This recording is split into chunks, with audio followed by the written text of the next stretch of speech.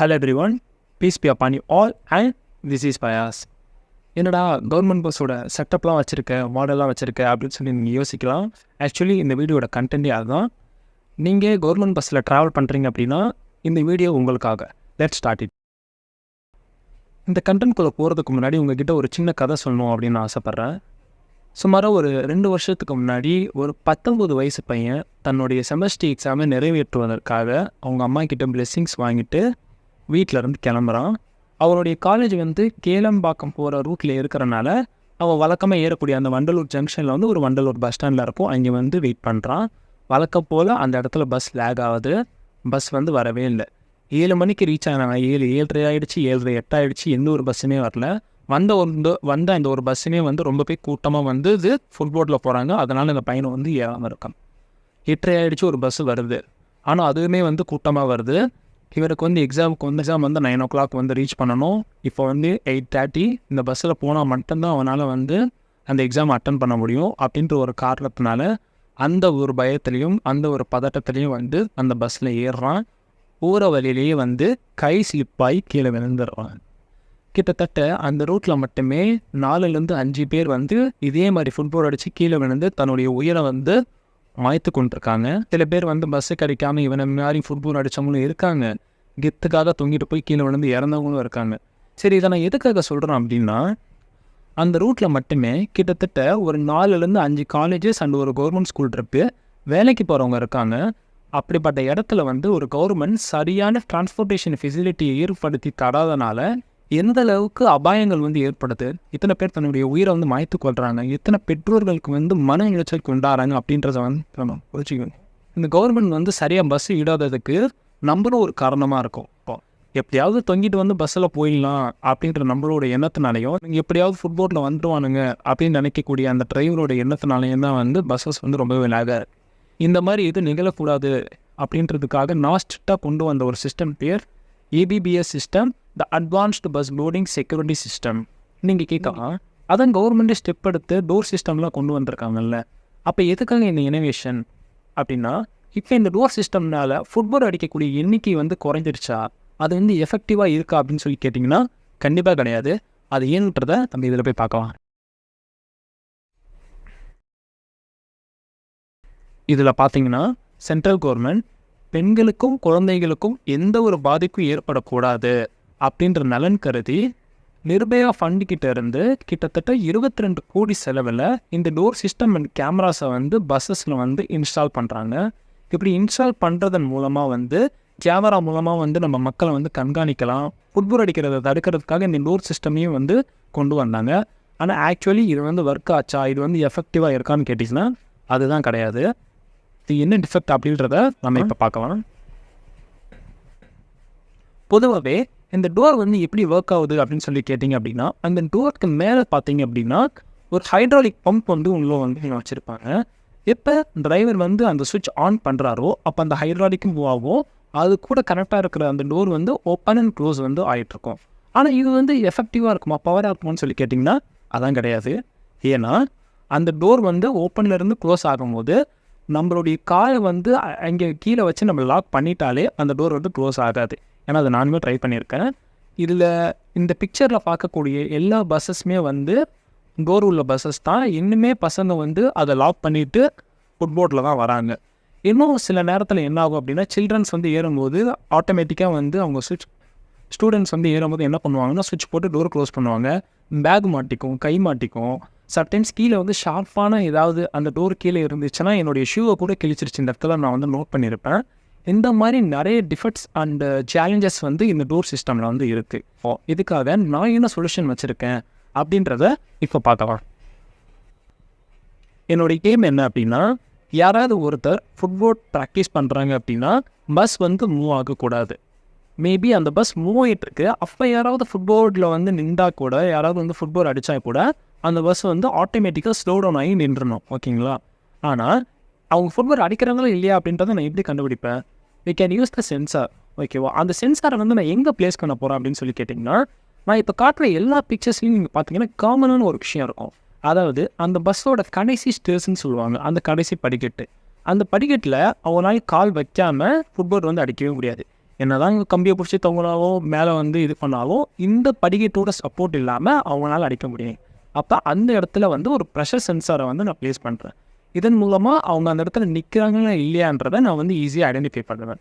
இப்போ இந்த சென்சாரில் கிடைக்கக்கூடிய இன்ஃபர்மேஷனை வச்சு நான் எப்படி பஸ்ஸை ஸ்டாப் பண்ண போகிறேன் அப்படின்னா, ஒரு பஸ்ஸை வந்து நிறுத்துறதுக்கு there are several parameters, there are several ways. ஓகேங்களா? எப்படின்னு சொல்லி கேட்டிங்கன்னா, அந்த பஸ்ஸோட ஃபியூவல் இன்ஜெக்ஷனை கட் பண்ணால் அந்த பஸ் வந்து ஆன் ஆகாது. ஆர்எஸ் அந்த இக்னிஷன் கீயை வந்து நம்ம டிசேபிள் பண்ணாலும் அந்த பஸ் வந்து ஆன் ஆகாது. அதர்வைஸ் அந்த பிரேக்கை வந்து நம்ம ஆக்சிலேட் பண்ணோம் அப்படின்னா அப்பயும் பஸ் மூவ் ஆகாது. ஆனால் இதை நம்ம எதை பண்ணாலுமே வந்து இது வந்து ஃபெயிலியரில் போய் தான் முடியும். சப்போஸ் பஸ் வந்து ஒரு டிராஃபிக்கில் இருக்குது, அப்போ நம்ம இக்னிஷன் கீயவோ வந்து அது பெட்ரோலையும் வந்து நம்ம ஆஃப் பண்ணிட்டோம் அப்படின்னா பஸ் ஸ்டார்ட் ஆக லேட் ஆகும், டிலே ஆகும், அதோடைய பேட்டரி செல்லை வந்து அதிகமாகும். இதே வந்து இப்போ பஸ் மூவ்மெண்ட்டில் இருக்குது, இப்போ பிரேக் வந்து நிற்கும் போது ஆக்சிலேட் ஆனால் பரவாயில்ல, மூவ்மெண்ட்டில் இருக்கும்போது யாராவது ஃபுட்பால் இருந்து பிரேக் பிடிச்சாங்க அப்படின்னா என்ன ஆகும்னா அந்த இடத்துல நிறைய ஆக்சிடென்ட்ஸ் நடக்கிறதுக்கு வந்து நிறைய வாய்ப்புகள் இருக்குது. அதுலேயும் நாங்கள் என்ன ஐடென்டிஃபை பண்ணுறோம் அப்படின்னா கிளச் அப்படின்னு சொல்லக்கூடிய ஒரு விஷயம் இருக்குது. இந்த கிளச் வந்து நார்மலாக எப்படி ஆக்ட் ஆகணும்னு உங்களுக்கே தெரியும். இப்போ வந்து ஒரு பைக் அது வந்து ஒரு கார் இருக்குது, அதில் வந்து நம்ம கிளச் போட்டு வந்து நம்ம எடுக்கிறோம் அப்படின்னா கிளச்சை எப்போ நம்ம ரிலீஸ் பண்ணுறப்போ அப்போ மட்டும் தான் வந்து அந்த கார் பஸ் எதுவாக இருந்தாலுமே வந்து மூவ் ஆகும், ஈவன் பைக் கூட. அதே மாதிரி இப்போ நம்ம போயிட்டுருக்கோம், என்னதான் நம்ம ஃபுல் கீரில் போனாலும் கிளச்சை நம்ம பிடிச்சிட்டோம் அப்படின்னா நம்மளால் ஆக்சிலேட்டர் வந்து நம்மளால் கொடுக்கவே முடியாது. ஆக்சிலரேஷன் இல்லை அப்படின்னா ஆட்டோமேட்டிக்காக அது வந்து ஸ்லோ டவுன் ஆகி அந்த வெஹிக்கல் வந்து நின்றோம். இந்த கான்செப்டை வச்சு தான் வந்து நாங்கள் வந்து மேக் பண்ணியிருக்கோம். அது எப்படி ஒர்க் ஆகுது அப்படின்றத நான் வந்து ஒரு பிளாக் டயக்ராம் ஷோ பண்ணியிருக்கேன். அதன் மூலம் வந்து நீங்கள் வந்து புரிஞ்சுக்கலாம். ஓகே, இந்த பிளாக் டயக்ராமில் பார்த்தீங்க அப்படின்னா ரெக்டாங்கிள் ஷேப்பில் ஒன்று இருக்கும், அதுதான் வந்து ஸ்டேர்ஸ் அப்படின்னு நம்ம சொல்லுவோம். அது மேலே இந்த சென்சாரை வந்து நான் ப்ளேஸ் பண்ணியிருக்கேன். இப்போ சம்மோன் அது மேலே ஏறி நிற்கிறாங்க, அதுதான் மீன்ஸ் வந்து ஃபுட்பால் அடிக்கிறாங்க அப்படின்னா என்ன ஆகும் அப்படின்னா அதுலேருந்து கிடைக்கக்கூடிய ஒரு சிக்னல் வந்து கண்ட்ரோலருக்கு போகும். இந்த கண்ட்ரோலர் உடனே என்ன பண்ணும் அப்படின்னு சொல்லி கேட்டிங்கன்னா, இந்த பேஜில் வந்து ஒரு எலக்ட்ரோ ஹைட்ராலிக் அப்படின்னு ஒன்று வச்சுருக்கேன். இந்த எலக்ட்ரோ ஹைட்ராலிக் அப்படின்றது எப்படி ஒர்க் ஆகணும் அப்படின்னா டியூல் கேஜ் மெக்கானிசம், அதாவது ரெண்டாவதாக ஒரு கிளச் இருந்தால் எப்படி வேலை செய்வோம் அதே மாதிரி இது வேலை செய்ய. இந்த கீழே பார்த்தீங்கன்னா இது வந்து டிரைவர்கிட்ட இருக்கிற மேனுவல் கிளச். ஓகேங்களா? இந்த கிளச்சை வந்து ஒரு ஆக்சிலரேட் பண்ணும்போது அந்த கிளச் எப்போ கட் ஆகுதோ அப்போ வந்து அந்த கீர் வந்து நம்ம சேஞ்ச் பண்ணிக்கலாம், எல்லாம் பண்ணிக்கலாம். அந்த கிளச்சை வந்து அவங்க ரிலீஸ் பண்ணும்போது மட்டும்தான் வந்து அந்த மோட்டார் வந்து ரன் ஆக ஆரம்பிக்கும், பஸ்ஸு வந்து மூவ் ஆகும். ஓகேங்களா? இந்த கான்செப்டில் இப்போ இந்த இடத்துல வந்து எக்ஸ்டர்னலாக வந்து ஒரு கிளச்சை நம்ம ஆட் பண்ணுறனால மேபி இவங்க இந்த இடத்துல நின்றாங்க அப்படின்னா மோட்டாருக்கும் இந்த கிளச்சுக்கும் இருக்கக்கூடிய அந்த கனெக்ஷன் வந்து கட் ஆகும். அப்போ பஸ்ஸு வந்து ஆட்டோமேட்டிக்காக வந்து ஸ்டாப் ஆகும், மூவ் ஆகாது அப்படின்றதா கான்செப்ட். இதுக்குள்ளே வந்து சில அலாரம்ஸ் எல்லாமே வந்து நம்ம வச்சுருக்கோம். இதை என்னவே எளிமையாக புரிஞ்சுக்கிறதுக்காக நான் வந்து ஒரு மினி ப்ரோட்டோடைப் பண்ணியிருக்கேன். இதை வச்சு இது எப்படி ஃபங்க்ஷன் ஆகுது அப்படின்றத வந்து நம்ம ரொம்பவே எளிமையாக புரிஞ்சுக்கலாம். வாங்க பார்க்கலாம். இந்த டெமான்ஸ்ட்ரேஷன் வீடியோவில் இந்த சிஸ்டம் எப்படி ஒர்க் ஆகுது அப்படின்றத நான் ஒரு ப்ரோட்டோடைப் மாதிரி பில்ட் பண்ணியிருக்கேன். இது எப்படி வேலை செய்யுது அப்படின்றத ஃபஸ்ட்டு பார்க்கலாம். இதில் பார்த்தீங்க அப்படின்னா இதுதான் வந்து டிரைவர் காலில் இருக்கிற மேனுவல் கிளச், இது வந்து செகண்டரி கிளச் மெக்கானிசம். அதே மாதிரி இது பார்த்தீங்கன்னா இக்னிஷன் கீ, இது வந்து கியர் பாக்ஸ். ஓகேங்களா? இது எப்படி ஒர்க் ஆகுது அப்படின்னா ஃபர்ஸ்ட் ஆஃப் ஆல் பஸ்ஸை வந்து நம்ம ஸ்டார்ட் பண்ணோம் அப்படின்னா கீ போட்டு ஸ்டார்ட் பண்ணுவோம். இந்த கீயை வந்து இதை வந்து நான் சுவிட்ச் ஆன் பண்ணிக்கிறேன். இப்போ ஆன் பண்ணோன்னே கீ ஆன் ஆகிடுச்சு. நெக்ஸ்ட்டு நம்ம என்ன பண்ணோம் அப்படின்னா கியர் போட்டு வண்டியை ஸ்டார்ட் பண்ணணும். கிளச்சை பிடிச்சி கிளச்சை வந்து நான் ஆன் பண்ணுறேன். தென் கியரை வந்து நான் கியர் போடுறேன். தென் நான் கிளச்சை வந்து நான் எப்போ ரிலீஸ் பண்ணுறனோ அப்போ மட்டும்தான் அந்த பஸ் வந்து ரன் ஆகும். பஸ் வந்து ரன் ஆக ஆரம்பிச்சிருச்சு, அந்த மோட்டார் ஓடுறது உங்களுக்கே தெரியும். ஓகேங்களா? இப்போ சப்போஸ் இதுதான் வந்து அந்த படிக்கட், இதில் யாராவது நிற்கிறாங்க அப்படின்னா இது என்ன ஆகும் அப்படின்றத வந்து இப்போ நான் காட்டுறேன். இப்போ இந்த சென்சார் மேலே வந்து நான் ப்ரெஷர் கொடுக்க போகிறேன்.